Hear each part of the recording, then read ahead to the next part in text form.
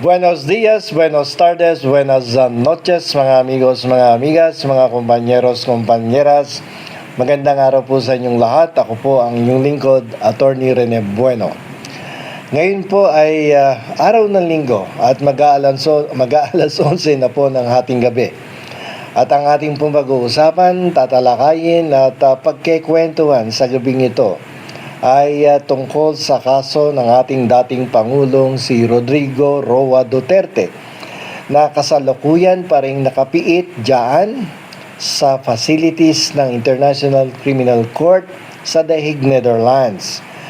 At ito ay muli nating pag-uusapan sapagkat nitong mga nakaraang araw, ang kanya pong abogado si Attorney Kaufman ay nag-raise ng several legal challenges against the prosecutor of the International Criminal Court.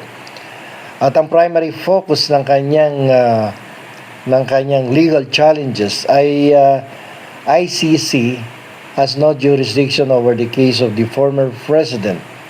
And with that, the ICC cannot proceed with the investigation and the trial. As I said, sabi nga nila, walang jurisdiction. At ano naman ang naging basehan dito ni Attorney Kaufman? Ang sabi niya, the ICC cannot exercise its jurisdiction over the case of the former president because the Philippines has already withdrawn its membership from the Rome Statute. Yun yung number 1 contention niya. At ang number 2 contention niya is that the ICC jurisdiction is limited only to state parties at the time of the exercise of jurisdictions. At the time of the exercise of jurisdiction. And since the Philippines is no longer a member of the Rome Statute when ICC authorized the investigation in 2021, the ICC therefore lacks the legal basis to proceed with the trial. Yan yung main, contention ni Attorney Kaufman. So, meron kayang meron kayang pag-asa itong contention ni Attorney Kaufman. Alam mo, binibigyan nito ng pag-asa yung mga supporters ni Duterte na ang kanilang tatay Digong ay makakabalik na dito sa ating bansa.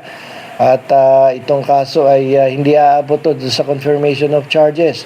Maaaring bago dumating yung petsang ng confirmation of charges ay maaaring ma-dismiss na yung kaso at itong si Digong Duterte ay babalik na dito sa Pilipinas. Pero mukhang may hirapan sila dito. Itong si Attorney Kaufman will face a very difficult battle over this case of Rodrigo Roa Duterte. Sapagkat ang sabi naman kasi dito sa Article 127 ng Rome Statute, ang sabi doon, the withdrawal of membership of one country does not affect the jurisdiction of the International Criminal Court for crimes committed during the time that it is still a member of the Rome Statute. Yun ang problema doon. Maliwanag sinasabi doon sa Article 127 ng Rome Statute. It does not affect the jurisdiction of the ICC. So medyo malabo na mag-prosper itong mga ni-raise na legal issue ni Kaufman. Pangalawa, sinasabi niya na parang lumalabas na yung exercise of jurisdiction dapat at the time na mag-exercise ng jurisdiction ang ICC dapat member pa rin ng ating bansa doon sa Rome Statute. At parang sinasabi niya, pag hindi mo na-exercise yung jurisdiction at the time na member pa ang Pilipinas ng Rome Statute, parang maglalap siya, parang magpiprescribe, parang something like that. Pero if you will take a look at the Rome Statute, particularly anong article to? Article 29 of the Rome Statute. Walang statute of limitations, no? Walang prescription, kumbaga. Hindi naglalaps yung authority, yung legal authority of the International Criminal Court to exercise jurisdiction over the case of Rodrigo Roa Duterte. Merely on the basis of being not a member of the ICC, hindi ka na pwede mag-exercise ng jurisdiction. Yung mga crimes that were committed during that time na miyembro yung Pilipinas. So, makakapag-acquire yan ng jurisdiction, and kapag nakapag-acquire yan ng jurisdiction doon sa subject matter, definitely, yun yung magiging basis Jurisdiction over the subject matter will be the basis on the part of the court to exercise its jurisdiction. So, yun lang, isimplify lang natin. Parang something like that. Ganun lang ang ibig sabihin niya. Do you have jurisdiction over the subject matter? Yes. So, therefore, if you have jurisdiction over the subject matter, you can exercise jurisdiction over the case. At walang prescription yan. Walang statute of limitations. Malinaw yan. Nakalagay doon sa Article 29 ng Rome Statute. At nakalagay din naman doon sa isang article sa 127 that the withdrawal from the Rome Statute does not affect jurisdiction of the International Criminal Court over crimes committed during the time that the country is still a state party doon sa Rome Statute. So medyo mahihirapan dito. Attorney Kaufman will definitely face a very difficult legal situation para ilaban tong kanyang argument sa International Criminal Court. At parang false hope kasi itong binigay niya doon sa mga supporters and mga loyalists ni Rodrigo Duterte, kasi nung nakita nila, na balitaan nila na may panibagong legal issue itong si Attorney Kaufman, syempre nabubuhayan ng pag-asa yan at ang kanilang tatay Digong ay makakabalik na dito sa Pilipinas. But definitely, it will not change the situation. Tuloy-tuloy pa rin yan, magkakaroon ng confirmation of charges, and then after that, there will be a trial of the case, at tatapusin yan yung trial, no? At ang trial ay magtatagal yan between 3 years, 5 years, hanggang 10 years pa nga, baka umabot pa yan. At hindi basta-basta makakauwi dito si Rodrigo Duterte sa ating bansa. So, actually, recycle issue yung yung ni-raise na legal challenges ni ni Attorney Kaufman pinapaulit-ulit na lang Siguro masabi lang na may ginagawa siya, naka-prepare ng pleadings, nakapagsampa ng mga motion doon sa International Criminal Court. Biruin mo ba naman, $2 million isang buwan yata ang bayad dito dapat magtrabaho ka. So on the part of the lawyer, dapat mapakita niya may ginagawa siya. Biruin mo, bayaran mo to ng $2 million dollars, no? Per month. Napakalaking pera niyan. So magtatrabaho talaga yon, kahit mali yung sinasabi. Okay, paglilinaw lang yan doon sa kaso ni Rodrigo Roa Duterte, tsaka doon sa mga legal challenges raised by his lawyer, Attorney Kaufman, na hindi na pwede mag-exercise ng jurisdiction ang ICC because the ICC jurisdiction is limited only to state parties at the time of the exercise of jurisdiction. And since we are no longer a member of the Rome Statute, hindi pwede mag-exercise ng jurisdiction ng ICC sa atin. So, hindi pa pwede yun.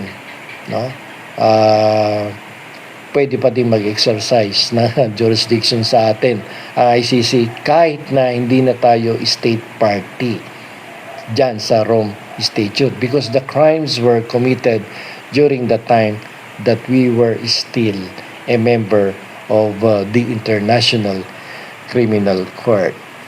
Okay, so actually masarap siyang pag-usapan dahil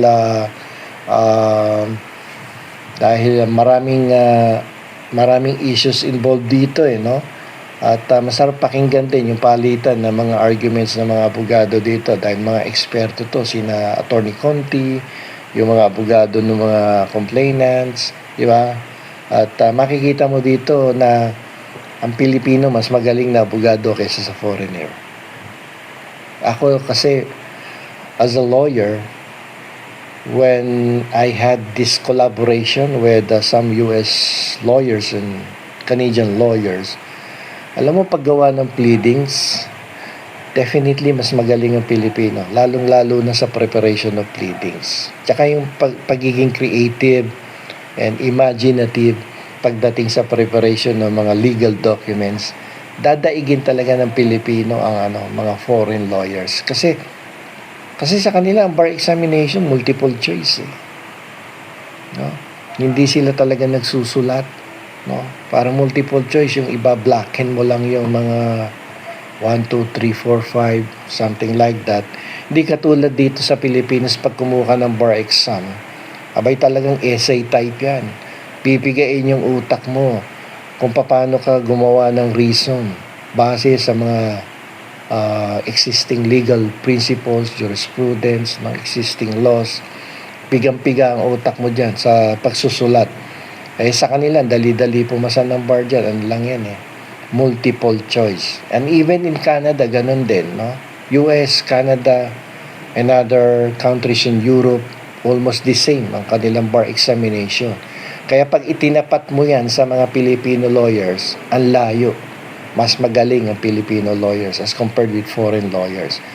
Kaya minsan hindi mo di masisi yung Harry Roque na parang ayaw niya doon kay Attorney Kaufman, di ba? Actually, mas mahusay naman talaga si Harry Roque. No? Magaling na international lawyer yan. Kaya nga lamang nitong lately parang nawala yung galing. Ewan ko ba kung ano nangyari doon. Tsaka mahusay na professor yan sa international law. Sabi ng mga naging kaibigan ko at naging mga nakilala ko, nag-graduate yan sa UP Law. Naging professor nila yan. Magaling yan daw talaga. Pero hindi nga natin alam bakit nagkaganon at parang nasisira tuloy yung reputasyon niya. No? Siguro dahil sa maling sinamahang grupo. Okay? At sana po ay medyo naliwanagan kayo dito sa usapin na to, no, sa jurisdiction. Alam niyo mga abogado, kapag may mga hinahawakang kaso yan, no, ang unang pinupunterian yan, jurisdiction.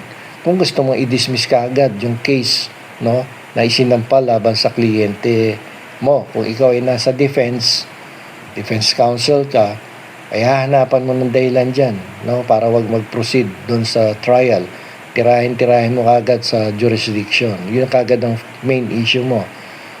Magpapail ka ng motion to dismiss on the basis of lack of jurisdiction, blah blah blah. Yun. So pag hindi lumusot, ayun na.